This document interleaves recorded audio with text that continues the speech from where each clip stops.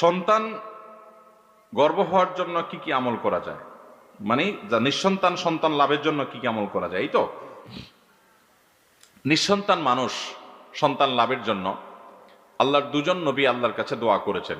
একজন ইব্রাহিম আলাইহিসসালাম, আরেকজন হলেন জাকারিয়া আলাইহিসসালাম। ইব্রাহিম আলাইহিসসালামের দোয়া আল্লাহ তাআলা কবুল করে তাকে দিয়েছেন ইসমাইল আলাইহিসসালাম নামক সন্তান, আর জাকারিয়া আলাইহিসসালামের দোয়া কবুল করে আল্লাহ তাআলা তাকে দিয়েছেন ইয়াহিয়া আলাইহিসসালাম নামক সন্তান।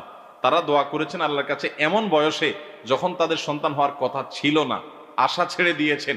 ওই সময় আল্লাহ তাআলা তাদের করেছেন। কি দোয়া করেছিলেন তারা? রব্বি হাবলি মিনাস সালিহিন। ইব্রাহিম আলাইহিস সালামের দোয়া, রব্বি হাবলি মিনাস সালিহিন, আল্লাহ আমাকে নেক সন্তান দান করেন। এই দোয়া পড়ে তিনি আল্লাহর কাছে পুত্র সন্তান পেয়েছেন এবং ইসমাইল আলাইহিস সালামকে পেয়েছেন, যার বংশ আমাদের নবীজি এসেছেন দুনিয়াতে। আর জাকারিয়া আলাইহিস সালাম তিনি আল্লাহর কাছে দোয়া করেছেন, রব্বি লা তাযারনি ফারদা ওয়া আনতা খায়রুল ওয়ারিসিন। তিনি আরেকটা দোয়া করেছেন, রব্বি হাবলি মিন লাদুনকা যুররিয়াতান তাইয়্যিবা ইন্নাকা সামিউদ দুআ। রব্বি হাবলি মিন লাদুনকা যুররিয়াতান তাইয়্যিবা, আল্লাহ আমাকে আপনার তরফ থেকে পবিত্র সন্তান দান করেন। ইন্নাকা সামিউদ দুআ, নিশ্চয়ই আপনি বান্দার দোয়া শ্রবণ করি, আপনি বান্দার দোয়া কবুল করেন, শুনেন। আরেকটা দোয়া হলো রব্বি লা তাযারনি ফারদা ওয়া আনতা খায়রুল ওয়ারিসিন, আল্লাহ আপনি আমাকে একা ছেড়ে দিবেন না, আমার বংশে আমার পরিবারে কাউকে আপনি দান করেন, নিশ্চয় আপনি সর্বোত্তম ওয়ারিস, তারপরে আপনি আমাকে একা ছেড়ে দিবেন না। আল্লাহ তাআলা তার এই দোয়া, একটা হলো রব্বি লা তাযারনি ফারদা ওয়া আনতা খায়রুল ওয়ারিসিন, আরটা হলো রব্বি হাবলি মিন লাদুনকা যুররিয়াতান তাইয়্যিবা ইন্নাকা সামিউদ দুআ। এই দুইটা দোয়া হলো জাকারিয়া আলাইহিস সালামের। আর ইব্রাহিম আলাইহিস সালামের দোয়া হলো রব্বি হাবলি মিনাস সালিহিন। এই তিনটা দোয়া নিঃসন্তান দম্পতি নিয়মিত পড়তে থাকবেন খুব ইহতিমামের সাথে, মোহাব্বতের সাথে এবং আল্লাহর প্রতি ইয়াকিন রেখে সেই সাথে ইস্তিগফার করবেন। কারণ সূরা নূহ আল্লাহ তাআলা বলেছেন, ফাকুলতু আস্তাগফিরু রাব্বাকুম ইন্নাহু কানা গাফফারা ইউরসিলিস সামাআ আলাইকুম মিদরারা ওয়া ইউমদিদুকুম বিআমওয়ালিন ওয়া বানিন ওয়া ইয়াজআল লাকুম জান্নাতিন ওয়া ইয়াজআল লাকুম আনহারা। ইস্তিগফার করতে বলেছেন তিনি। কেন নূহ আলাইহিস সালাম ইস্তিগফার করতে বলেছেন তার উম্মতকে? কারণ ইস্তিগফারের মাধ্যমে কি হবে? ইউমদিদুকুম বিআমওয়ালিন ওয়া বানিন, আল্লাহ তোমাদেরকে সন্তান সম্পদ এগুলো দিয়ে সমৃদ্ধ করবেন, এগুলো দিয়ে রিচ করবেন তোমাদেরকে আল্লাহ তাআলা, এগুলো দিয়ে তোমাদেরকে আল্লাহ তাআলা ধনী করবেন। তাহলে বোঝা গেল ইস্তিগফার করলে সন্তান সন্ততি হয়। এই জন্য ইস্তিগফারের আমলটা বেশি বেশি করতে হবে। এবং একটা কথা মনে রাখতে হবে যে আল্লাহ রাব্বুল আলামিন কখনো কাউকে সন্তান দিয়ে পরীক্ষা করেন, কাউকে না দিয়ে পরীক্ষা করেন। যদি আল্লাহ তাআলা আপনাকে সন্তান না দেন, আপনি ইমানদার হিসাবে রেজা বিল কাজা বা আল্লাহর ফয়সালা সন্তুষ্ট হওয়ার যে দাবি, সেই হিসেবে আপনি আল্লাহর ফয়সালাকে মেনে নেবেন যে আমার সন্তান নাই, আলহামদুলিল্লাহ এটাকে আমি মেনে নিয়েছি।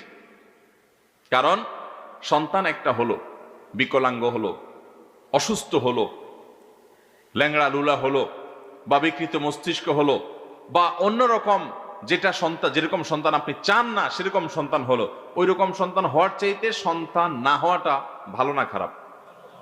অতএব আল্লাহর ফয়সালাকে মেনে নিতে হবে। আল্লাহ পরীক্ষা করেন, এই পরীক্ষা আল্লাহ তাআলার কাছে উত্তীর্ণ হইতে হবে। আমাদের সমাজে অনেক ছোট লোক আছে যে সন্তান না হলে বউর উপরে চড়াও হয়ে যায়, আছে না নাই? মনে করে এটা বউয়ের দোষ। অথচ আল্লাহ তাআলা কোরআনে কারিমে বলেছেন, ইয়াহাবু লিমান ইয়াশাউ ইনাসা ওয়া ইয়াহাবু লিমান ইয়াশাউল যুকুর আও ইউযাওয়িজুহুম যুকরানা ওয়া ইনাসা ওয়া ইয়াজআলু মান ইয়াশাউ আকীমা। আল্লাহ যাকে ইচ্ছা তাকে মেয়ে দেন, যাকে ইচ্ছা তাকে ছেলে দেন, যাকে ইচ্ছা তাকে উভয়টাই দেন, আর যাকে ইচ্ছা তাকে কোনোটাই দেন না। এটা কার ফয়সালা?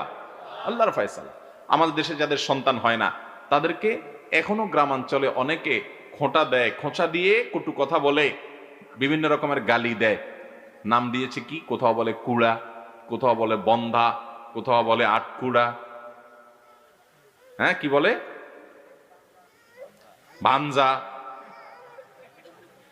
এই যে ভাঞ্জা, আটকুড়া, তারপরে যায় এরকম নানা রকমের কথা বলে। এই কথাগুলো যারা বলে তাদের এই কথা তারা মনে করে এটা মুখ দিয়ে হালকা কথা বললাম, তাহসাবুনাহু হাইয়িনা ওয়া হুয়া ইনদাল্লাহি আযীম, এটাকে বলতে খুব সহজে বলে ফেলছেন, অথচ এটা আল্লাহ তাআলার কাছে বিশাল বড় অপরাধের ব্যাপার। অতএব আমরা কোন সন্তান যদি কারণ না হয়, ওই ব্যক্তিকে দোষ দেওয়া হলো মূর্খতা, কারণ এটা তার হাতে না, এটা আল্লাহ তাআলার ব্যাপার। আল্লাহ তাআলা কাউকে সন্তান না দিয়েও আল্লাহর প্রিয় করতে পারেন, আরে নবী করিম সাল্লাল্লাহু আলাইহি সাল্লাম আমাদের রাসূলকে আল্লাহ তাআলা শুধু মেয়ে দিয়েছেন, ছেলে যা দিয়েছেন ছোটবেলায় সব নিয়ে নিছেন। এই জন্য ইমাম মালিক রহমতুল্লাহ বলতেন আল আম্বিয়া ও আবুল বানাত, যত নবী রাসূল আসে বেশিরভাগ দেখবেন মেয়েদের বাপ। অতএব অনেকে আছে যে শুধু মেয়ে হয় মনটা ছোট করে, যাদের শুধু মেয়ে সন্তান আছে মনটা ছোট, আপনারা শুনে রাখেন ইমাম মালিক রহমতুল্লাহ এই কথা তিনি বলেছেন আল আম্বিয়া ও আবুল বানাত, নবীরা সব মেয়ের বাপ। তাহলে খুশি হবেন না ইনশাআল্লাহ? একটা হাদিস আছে যে হাদিসের সনদে মুহাদ্দিসরা আপত্তি করেছেন। আল্লামা আলুসি তাফসীরুল মানিতে হাদিসটি এনেছেন, মিন ইয়ুমনিল মারআতি তাবকিরুহা বিল উনসা, কোন মহিলার প্রথম সন্তান কন্যা হলে এটা বরকতময় হয়। যদি এই হাদিসের সনদ নিয়ে আপত্তি আছে, কিন্তু আমাদের নবী সাল্লাল্লাহু আলাইহি সাল্লামের জন্য আল্লাহ তাআলা মেয়ে সন্তানদের বাঁচিয়ে রেখেছেন। 4 জন মেয়ে সন্তান তার বেঁচে ছিল, কিন্তু ছেলেরা জীবদ্দশা ছোটবেলায় শেষ হয়ে গেছে। তাহলে আমাদের ছেলে হোক মেয়ে হোক কোনোটা না হোক, এদের জন্য অস্থির হওয়া যাবে, তবে আমরা চেষ্টা করব, দোয়া করব আল্লাহর কাছে, সেটা ভিন্ন বিষয়।